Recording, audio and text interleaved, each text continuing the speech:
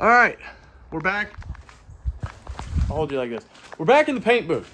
Now, I wanted to take you guys around and just kind of show you everything. I have wasps in here. That's not cool. We'll have to fix that. But this is my paint booth. Makeshift. Paint booth with quotation marks. Got plastic on the floor. Got tarps on both sides. It is not perfectly sealed. I've got 2 box fans over here. Don't sting me, wasp, please. 2 box fans right here. And I just got the hole that they're connected to taped back up right now, but they just blow the fan through. It creates a negative pressure in here. You watch this tarp suck all the way in. So, works pretty well. Now, let's talk about my process for priming. Had enough light, sealed it up really well. Shout out to my wife. These are pool noodles. I was wondering how I was going to, what would be the word? Seal this up better. Because I was like, well, all the air is just going to go right through that. And then she was like, pool noodles. Immediately, I had her out here. I didn't really know. I was like, maybe I'll just tape it or something. She goes, why don't you just buy pool noodles? And I was like, that is really smart, actually. Thank you. So I got pool noodles, and that sealed up really well. Now, back to this. There's some runs. There's some stuff. It's got a lot of orange peel in it, a lot of texture, and I don't know how you guys are. I don't learn well if I haven't tried it. And what I mean by that is I could have watched 40 hours of paint videos and none of it would have stuck. I just don't learn like that. Never have. I need to try something, have it not work, me get an open mind and go, okay, I need to watch some videos now. So I watched a lot of videos. One, it was a combination of things of why this came out with so much texture. Number one, I was too far away. And I'm actually going to grab the gun here. So I was just using the purple Harbor Freight HVLP gun. And so what I was doing is I was probably out here. What I didn't know is that is way too far for an HVLP gun. I was watching videos this morning. Turns out you're like max supposed to be 8 inches away. And I was a foot away. And I'm doing that and the whole thing. And I was wondering, because I was doing all these spray patterns. You could see it here. Put the gun back down. You could see it here. This was when I had the pressure not turned up enough. But there was a lot of speckles. And I was like, well, I watched a couple videos before. It's like, that doesn't look right. And then I realized after watching the videos, immediately they were like, yeah, you should be like 6 inches away max. And I was like, oh, great. All right, that makes a lot more sense. So that was number one. Number two, I didn't have the pressure up high enough. I got about a coat. I got the first coat down. And I was like, oof. Turned the pressure up, and I was like, oh, this is spraying a lot better. So that was another thing. Lastly, and here's how I kind of figured that out. You got a lot of texture in it, but then you come up to this A-pillar.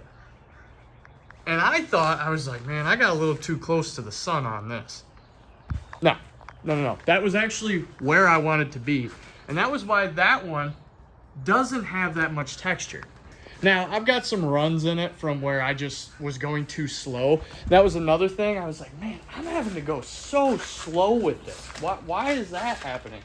And then turns out it's because I was too far away. My air pressure wasn't up enough. So now I know. I watched Kevin Teets, Tetz, a paint education guy. You've seen him on every hot rod horsepower TV show for the past like 20 years. But he was explaining, he cranks the fan and just opens it all the way up, and then you just set your pressure, and that gives you the pattern that you want, which I'm going to use from now. And that was just something that I watched in a video, and it didn't stick because I'd never done it.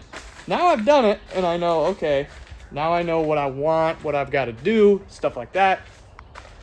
A little bit of better technique of that, but those are the two main things for my skills, actually, which is set the pressure higher and then what's the other one? Closer to the panel. With an HVLP gun, you got to be closer than that.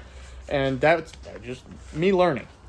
2, he was talking about air compressors and why some work and why other ones don't work.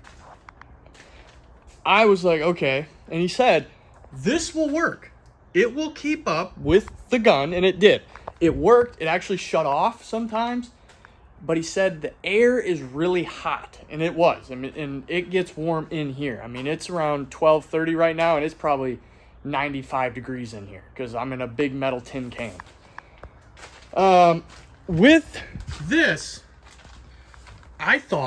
my thought process was a little different. Because I was going to use a 50-foot air hose and just use to connect to that and to that. And I was like, no.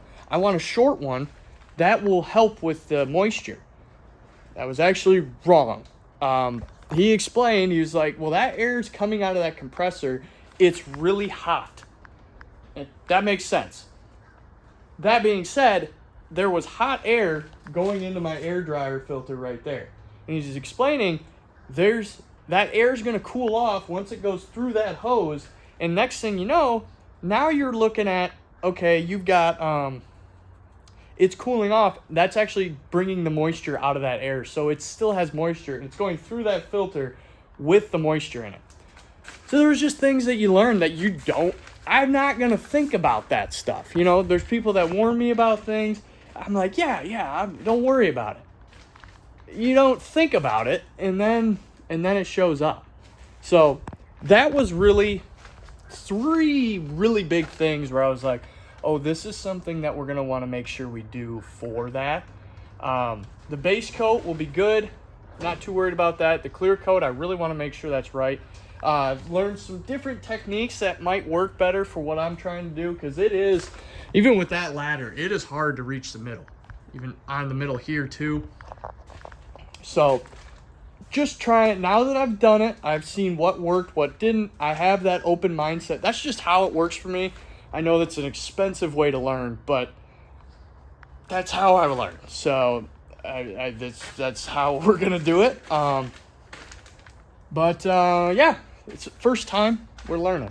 I had a good example where I thought I got too close. Turns out that was the correct way to do it. And it all would have been that nice flat if I had just done that for the whole truck. Instead, I didn't. But that's okay. Learned. And the reason I was so open to doing it this way is because I have to sand all of this anyway, so it's not that big of a deal. All right, that is it for this video. We'll see you guys in the next one.